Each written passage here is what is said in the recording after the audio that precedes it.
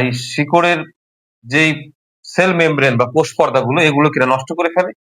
এগুলো নষ্ট হওয়ার কারণে কি হয়, এখান দিয়ে আবার নানা ধরনের ক্ষতিকর ব্যাকটেরিয়া এবং ছত্রাক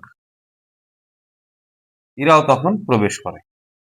অর্থাৎ তখন দেখা যায় এই শিকড়ের ভিতরে এই নিমাটোডও বসবাস করছে, ব্যাকটেরিয়াও বসবাস করছে, ছত্রাকও বসবাস করছে। তখন এই গাছের শিকড় ক্ষতিগ্রস্ত হওয়ার কারণে এবং শিকড়ের সেল মেমব্রেন গুলো নষ্ট হয়ে যাওয়ার কারণে কি হয়, শিকড় কিন্তু প্রয়োজনীয় পরিমাণ পানি এবং পুষ্টি, যে পুষ্টি দিয়ে তারা খাবার তৈরি করবে, অর্থাৎ আমরা সার দেই যে পুষ্টির জন্য, সে পানি এবং পুষ্টি কোনোটাই কিন্তু আর গ্রহণ করে গাছের পাতায় পৌঁছে দিতে পারে না। যে কারণে তখন খাবার তৈরি করতে পারে না গাছ। আর খাবার তৈরি করতে না পারলে স্বাভাবিকভাবেই কিন্তু গাছ ধীরে ধীরে অসুস্থ হয়ে একটা সময় কিন্তু মারা যায়। আসসালামু আলাইকুম প্রিয় কৃষক বন্ধুরা এবং প্রিয় তরুণ কৃষি উদ্যোক্তা বন্ধুরা। আমি কৃষিবিদ এস এম ফজলে রাব্বি আপনাদের সবাইকে জানাচ্ছি অনেক অনেক শুভেচ্ছা এবং অভিনন্দন। প্রিয় বন্ধুরা, যে বিষয়টি নিয়ে আজকে আমরা আলোচনা করব সেটা হচ্ছে পেঁয়াজে নেমাটোডের আক্রমণ। এই সব মাটিতে এর আক্রমণ না করলেও অনেক জায়গায় এর আক্রমণ করে থাকে এবং সেখানে কিন্তু খুব দুষ্কর হয়ে যায় ফসল চাষ করা, অনেক কঠিন হয়ে যায় ভালো ফলন পাওয়া বা লাভ করা। এই যে নেমাটোডটা কি, আসলে নেমাটোড হলো এক প্রকার কৃমি। এই যে পেঁয়াজের বাল্ব হয় এবং যে শিকড় উপরে তো এরকম পাতা থাকে, এই যে বাল্ব, অর্থাৎ যেটি পরবর্তীতে আমরা কন্দ হিসেবে আমরা যেটা খাই, এই যে পেঁয়াজ যেটাকে আমরা বলি, আর এবং যে শিকড়, এই শিকড়ে এবং বাল্বে এই দুইটা জায়গায় এরকম একদমই কৃমির মতো দেখতে, যেগুলো আমরা কৃমি হিসেবে চিনি সেরকমই দেখতে এরকম কৃমি, এই কৃমিগুলো আক্রমণ করে এই যেমন শিকড়ের ভিতরে এরা ঢুকে যায়, শিকড়ের পর্দা ভেদ করে এরা শিকড়ের ভিতরে ঢুকে যায় এবং শিকড়ে এরকম ফোলা ফোলা অংশ তৈরি করে, নোডের মতো এরকম এরকম ফোলা ফোলা অংশ তৈরি করে, এরকম বলা হয় গিল, ফোলা অংশটা তৈরি হয় এবং এই গিল তৈরি করে সেখানে এরা বসবাস করে। আর এই শিকড়ের যেই সেল মেমব্রেন বা কোষ পর্দাগুলো এগুলো কিনা নষ্ট করে ফেলে। এগুলো নষ্ট হওয়ার কারণে কি হয়, এখান দিয়ে আবার নানা ধরনের ক্ষতিকর ব্যাকটেরিয়া এবং ছত্রাক এরাও তখন প্রবেশ করে। অর্থাৎ তখন দেখা যায় এই শিকড়ের ভিতরে এই নিমাটোডও বসবাস করছে, ব্যাকটেরিয়াও বসবাস করছে, ছত্রাকও বসবাস করছে। তখন এই গাছের শিকড় ক্ষতিগ্রস্ত হওয়ার কারণে এবং শিকড়ের সেল মেমব্রেন গুলো নষ্ট হয়ে যাওয়ার কারণে কি হয়, শিকড় কিন্তু প্রয়োজনীয় পরিমাণ পানি এবং পুষ্টি, যে পুষ্টি দিয়ে তারা খাবার তৈরি করবে, অর্থাৎ আমরা সার দেই যে পুষ্টির জন্য, সে পানি এবং পুষ্টি কোনোটাই কিন্তু আর গ্রহণ করে গাছের পাতায় পৌঁছে দিতে পারে না। যে কারণে তখন খাবার তৈরি করতে পারে না গাছ। আর খাবার তৈরি করতে না পারলে স্বাভাবিকভাবেই কিন্তু গাছ ধীরে ধীরে অসুস্থ হয়ে একটা সময় কিন্তু মারা যায়। তো আমরা দেখবো যে যদি এই নেমাটোডের দ্বারা আক্রমণ হয়, তাহলে এই যে দেখা যাবে যে গাছের বৃদ্ধি থেমে গেছে। একদম প্রথম বিষয়টা, বৃদ্ধি একদম থেমে যাবে, এক ফোঁটাও আর বাড়বে না, এরকম একটা অবস্থা হবে। দ্বিতীয়ত দেখা যাবে যে গাছগুলো হলুদ হয়ে গেছে, হলুদ এবং ফ্যাকাশে, এই দুই রকম হয়ে যাবে গাছগুলো, গাছ নেতিয়ে পড়বে। এই তিনটি প্রাথমিক লক্ষণ একদম শুরুতেই খেয়াল করা যাবে যদি এই কৃমির দ্বারা আক্রান্ত হয়। একটি সময় যদি আমরা ব্যবস্থা না নিই তাহলে কিন্তু গাছটি মারা যাবে। তাহলে এই নেমাটোডে আক্রান্ত হলে আমরা বুঝতে পারছি যে অনেক ধরনের সমস্যার সৃষ্টি হচ্ছে। আবার এই যে সারগুলোর কথা বলেছিলাম আমরা, যেগুলো মাটিতে দেই, সে সারগুলো তো পানিতে দ্রবীভূত হয়ে বিভিন্ন প্রকার আয়ন আকারে থাকে, যেমন পটাশিয়াম আয়ন, তারপরে জিঙ্ক আয়ন হিসেবে থাকে, আবার এরকম ফসফেট থাকে, নাইট্রাইট থাকে আয়ন হিসেবে। এই যে আয়ন আকারে এগুলো থাকে, তো দেখা যায় যে যখন এই শিকড় এই আয়নগুলো গ্রহণ করবে, অসমোসিস প্রক্রিয়ার মাধ্যমে পানি এবং পানির সাথে আয়ন গ্রহণ করবে, তখন এই শিকড় নিমাটোডের আক্রমণের কারণে যেহেতু ক্ষতিগ্রস্ত হয়ে যায়, সেল মেমব্রেন গুলো যেহেতু ভেঙে যায়, তখন কি হয়, তখন এই যে আয়নগুলো, এই আয়নগুলো নিয়ে সে আর উপরের দিকে উঠতে পারে না, শিকড় থেকে আয়নগুলো বের হয়ে যায়, একে বলা হয় আয়ন লিকেজ। আয়ন লিকেজ অর্থাৎ এই যে আয়নগুলো, যে পুষ্টি উপাদানগুলো, এগুলো আর গাছের উপরে পৌঁছাতে পারে না কোনোভাবে, এই প্রবলেমটা সৃষ্টি হয়। তাহলে এখন আমরা বুঝতে পারছি যে এই যে নেমাটোডের যে আক্রমণ মারাত্মকভাবে আমাদের পেঁয়াজ গাছ ক্ষতিগ্রস্ত হয় এবং এটির জন্য যদি সঠিক সময় সঠিক ব্যবস্থা না নেওয়া হয় তাহলে কিন্তু ফলন খুবই কম পাবো আমরা, প্রায় 70 থেকে 80% পর্যন্ত ফলন কমে যেতে পারে। তাহলে এখন এই নেমাটোডকে আমরা কন্ট্রোল করব কিভাবে, যাতে করে এরা আর আক্রমণ করতে না পারে, সেই বিষয়টা এখন আলোচনা করা কিন্তু খুবই জরুরি। সেটি হচ্ছে যে, যদি আমরা ফসল চাষের শুরুর আগেই একটা ব্যবস্থা নেই, সেটা হলো কি, যেমন বায়োনেমাটোসাইড। আমি একটু উদাহরণ দিচ্ছি, যেমন ইস্পাহানি কোম্পানি আছে, ইস্পাহানি কোম্পানি বাজারজাত করে, এটার নাম দিয়েছে তারা বায়োনেমোসিস। এই বায়োনেমোসিসটা কি? এই বায়োনেমোসিস যে প্যাকেটটা থাকে, সেই প্যাকেটের ভিতরে কি থাকে, পাউডারের মতো থাকে, পাউডার। এই পাউডার হলো স্পোর, ছত্রাকের স্পোর। স্পোর কি জিনিস? অর্থাৎ যেখান থেকে ছত্রাক জন্মগ্রহণ করে সেটাই হলো স্পোর। এটা কিন্তু একটা জীবন্ত জিনিস, ছত্রাকের ডিমের মতো আপনারা বলতে পারেন। কারণ এই যে ক্ষুদ্র ক্ষুদ্র ক্ষুদ্র ক্ষুদ্র পাউডার, এগুলো হলো স্পোর। এই স্পোর গুলো যখন অনুকূল পরিবেশে আসে, অর্থাৎ এই স্পোর থেকে ছত্রাক জন্ম নেওয়ার মতো অনুকূল পরিবেশ, যেমন সঠিক আর্দ্রতা অর্থাৎ পানির স্পর্শ পায়, বাতাসের স্পর্শ পায়, বিভিন্ন প্রকার খাদ্য উপাদান নিউট্রিয়েন্ট যেগুলো মাটিতে থাকে, এগুলোর স্পর্শ যখন সে পায়, তখন কিন্তু এই স্পোর থেকে ছত্রাক বের হয়, এখান থেকে ছত্রাক জন্ম হয়। ছত্রাকগুলো কেমন হয়? এই দেখেন, এই যে স্পোর, এই স্পোর থেকে এরকম এরকম ছত্রাকের হাইফা বলে এগুলোকে, সুতার মতো হাইফা। এই হাইফা গুলো আস্তে আস্তে জাল বিস্তার করে করে অনেক বেশি বড় স্থান জুড়ে বিশাল আকারে এলাকা দখল করে নেয়। এই টোটাল এই হাইফার অংশকে বলা হয় একসাথে মাইসেলিয়াম। এই মাইসেলিয়ামটা হচ্ছে এর অঙ্গজ দেহ আর কি, এর দেহটা হচ্ছে এই মাইসেলিয়াম। এই মাইসেলিয়াম থেকে আবার স্পোর হয়। এখান থেকে প্রথমে ফ্রুটিং বডি হয়,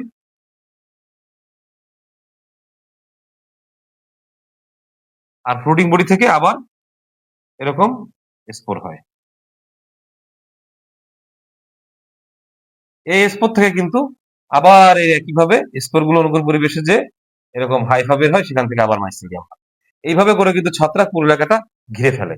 তা যদি আপনারা এই বায়োনেমোসিস পাউডার, যেটা যেটা এক প্রকার হলো ছত্রাকের স্পোর, এটি যদি আপনারা মাটিতে প্রয়োগ করেন, তাহলে কি হবে? তখন এই ছত্রাক গুলো কি করবে? এই যে যে হাইফা গুলো সৃষ্টি করলো, এই হাইফা গুলো কি করবে তখন? ক্ষতিকর ছত্রাক যেগুলো মাটিতে থাকবে, তখন যে ক্ষতিকর ছত্রাক গুলো থাকবে, 1 নাম্বার ক্ষতিকর ছত্রাক, মাটিতে যখন আমরা এই বায়োনিমোসিসটা দিয়ে দিব, এই যে ছত্রাকটা, তখন এরা এরকম করে বংশ বিস্তার করে মাটির পুরো অঞ্চলটা দখল করে ফেলবে, এবং মাটির ওই অঞ্চলে যে ক্ষতিকর ছত্রাক গুলো বাস করে, সেই ছত্রাক গুলোকে তারা মেরে ফেলবে। এই হাইফার মাধ্যমে ছত্রাক গুলোকে ঘিরে তারা এক প্রকার এনজাইম নিশ্চিত করে চেপে ধরে মেরে ফেলবে। শুধুমাত্র ক্ষতিকর ছত্রাকও না, ক্ষতিকর যে ব্যাকটেরিয়া গুলো আছে, মাটিতে যত প্রকার ক্ষতিকর ব্যাকটেরিয়া আছে, সেই ব্যাকটেরিয়া গুলোকেও তারা মেরে ফেলবে। তাহলে আমরা যদি এই বায়োনেমাটোসাইডটা ব্যবহার করি একদম চাষের শুরুতেই, তাহলে তারা কি করবে?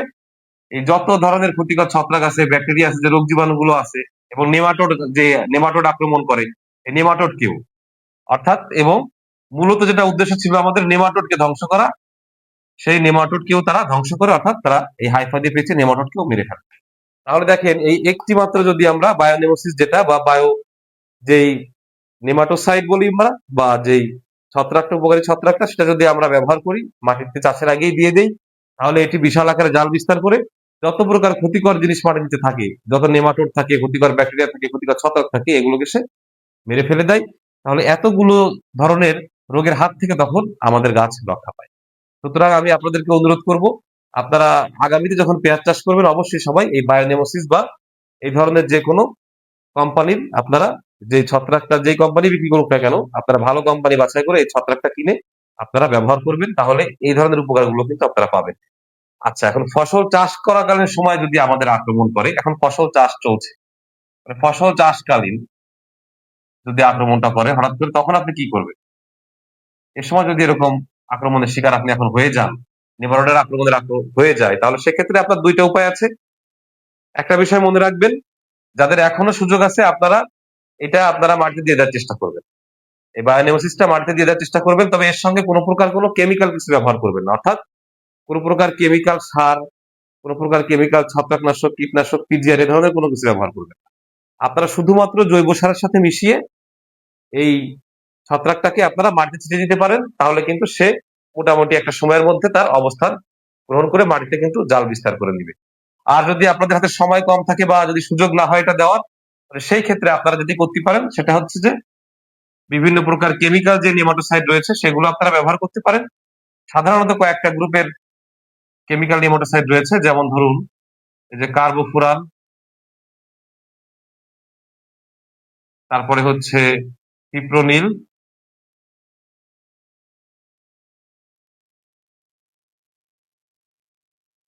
সাধারণত এই 2 ধরনেরই ব্যবহার করা হয়, কার্বোফুরান ও ফিপ্রোনিল। এরকম আরো কিছু আছে। তো এই ধরনের যেই নেমাটোসাইড গুলো আছে, সেই নেমাটোসাইড গুলো আপনারা ব্যবহার করতে পারেন, এবং সেই ক্ষেত্রে নেমাটোসাইড গুলো ব্যবহার করে কিন্তু অবশ্যই একটু পানি দিতে হবে। পানি দিতে হবে, কারণ পানি না দিলে এগুলো সঠিকভাবে কাজ করতে পারবে না। মাটিতে রস না থাকলে নেমাটোসাইড গুলো কিন্তু কাজ করতে পারবে না। আপনারা যেটাই দেন না কেন, এই যে লিভিং যেটা অর্থাৎ জীবন্ত যে ছত্রাক, সেটাও যদি আপনারা দেন তারপরেও পানি দিতে হবে, অথবা যদি আপনারা এই কার্বোফুরান, ফিপ্রোনিল এগুলো দেন সেক্ষেত্রেও কিন্তু পানি দিতে হবে।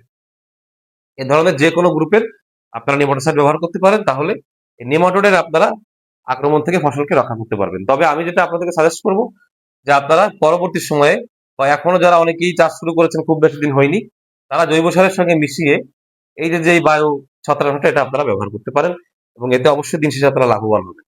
মানে এখন আপনারা যেটা করেন যে একসঙ্গে অনেকগুলো জিনিস দেওয়া গেলে তখন আপনারা ওই কায়িক পরিশ্রমটা করেন, কিন্তু একটা জিনিস দেওয়ার জন্য আপনারা শ্রমটা করতে চান না, যে কারণে কিন্তু আপনার অর্থ বেশি খরচ হয়, শ্রমও কিন্তু দিন শেষে বেশি করা লাগে। কিন্তু একটা দিন শুধু এই একটা জিনিস দিয়ে শ্রম করলে যে আরো 5টা দিন কষ্ট কষ্ট কম করা লাগতো, আরো 5টা ওষুধ কম ব্যবহার করা লাগতো, সেটা আপনারা বুঝতে চান না। যাই হোক, তাই আমি অনুরোধ করবো আপনারা চেষ্টা করবেন এই বায়োনিমোসিসটা ব্যবহার করার জন্য, যে কোনো কোম্পানির ছত্রাকনাশক ব্যবহার করার চেষ্টা করবেন। আর যদি একান্তই না পারেন, তাহলে সেক্ষেত্রে আপনারা কার্বোফুরান গ্রুপ বা ফিপ্রোনিল গ্রুপের এই নেমাটোসাইড গুলো ব্যবহার করতে পারেন। প্রিয় বন্ধুরা, তো পেঁয়াজ চাষে আসলে এই যে বিভিন্ন ধরনের সমস্যা, আপনারা যারা চাষ করছেন বর্তমান সময়ে, কেউ নতুন চাষী আছেন বা আগে থেকেও অনেকে চাষ করেন, অনেক কিছু না বুঝে চাষ করেন, কোন জিনিসটা কেন, কোন রোগটা কেন হয়, কোন রোগের লক্ষণ দেখে বোঝা যাবে সেটা কোন ছত্রাকের আক্রমণ বা কোন ব্যাকটেরিয়ার আক্রমণ নাকি পোকার আক্রমণ। এর পাশাপাশি আসলে গাছের কখন কি সার প্রয়োজন হয়, কোন সার কখন বেশি লাগে, কোন সার কখন কম লাগে, গাছের জন্য কোন কোন পুষ্টি উপাদান প্রয়োজন, কোন সারে কি পুষ্টি উপাদান থাকে, কতটুকু পরিমাণে থাকে, এই সকল বিষয়ে কিন্তু জ্ঞান অর্জন করে চাষ করা প্রয়োজন। আমি নিশ্চিতভাবে বলতে পারি যে আপনারা এই বিষয়গুলো কিন্তু পুরোপুরি না জেনে চাষ করছেন, অনেকটা আন্দাজে। তাই আমি আপনাদেরকে বলবো যে আপনাদের সুবিধার্থে আমি একটি কোর্সের ব্যবস্থা করেছি আপনাদের জন্য, অর্থাৎ 5টি এক্সক্লুসিভ ভিডিও এবং একটি পেঁয়াজ চাষের পূর্ণাঙ্গ গাইড লেখা পিডিএফ বই। এই 2টা জিনিস আমি আপনাদের জন্য তৈরি করেছি। সেখানে আপনারা কি কি পাচ্ছেন? 5টি ভিডিও এবং পূর্ণাঙ্গ ক্লাস, এটা সম্পূর্ণ ফুল ক্লাসের ভিডিও 5টাই, এবং তার পাশাপাশি পাচ্ছেন আপনারা পেঁয়াজ চাষের পূর্ণাঙ্গ গাইড, অর্থাৎ বৈজ্ঞানিক পদ্ধতিতে পেঁয়াজ চাষের একটি সম্পূর্ণ পূর্ণাঙ্গ গাইড এর পিডিএফ ফাইল। এই 2টা জিনিস প্যাকেজ আকারে আপনাদের জন্য আমি মাত্র মূল্য রাখবো 200 টাকা। আপনারা যদি এই প্যাকেজটি নিতে চান, তাহলে সেই ক্ষেত্রে আমি একটি বিকাশ নাম্বার দিচ্ছি 01717005357। আপনারা এটি নিতে চাইলে এই ভিডিওর যেই স্ক্রিন আছে, স্ক্রিনের উপর একটা হোয়াটসঅ্যাপ নাম্বার দেওয়া আছে, এই হোয়াটসঅ্যাপ নাম্বারে আপনারা যোগাযোগ করবেন। যোগাযোগ করে আপনাদের নাম ঠিকানাটা দিবেন, দিয়ে আপনারা এই যে বিকাশ নাম্বারটি, এই বিকাশ নাম্বারটিতে আপনারা 200 টাকা সেন্ড মানি করে জানালে আমি আপনাদেরকে এই ডকুমেন্ট গুলো, অর্থাৎ 5টি ফুল ক্লাসের ভিডিও পেঁয়াজ চাষ নিয়ে এবং পেঁয়াজ চাষের পূর্ণাঙ্গ যে গাইডটা পিডিএফ, সেটি আপনাদেরকে পাঠিয়ে দিতে পারবো।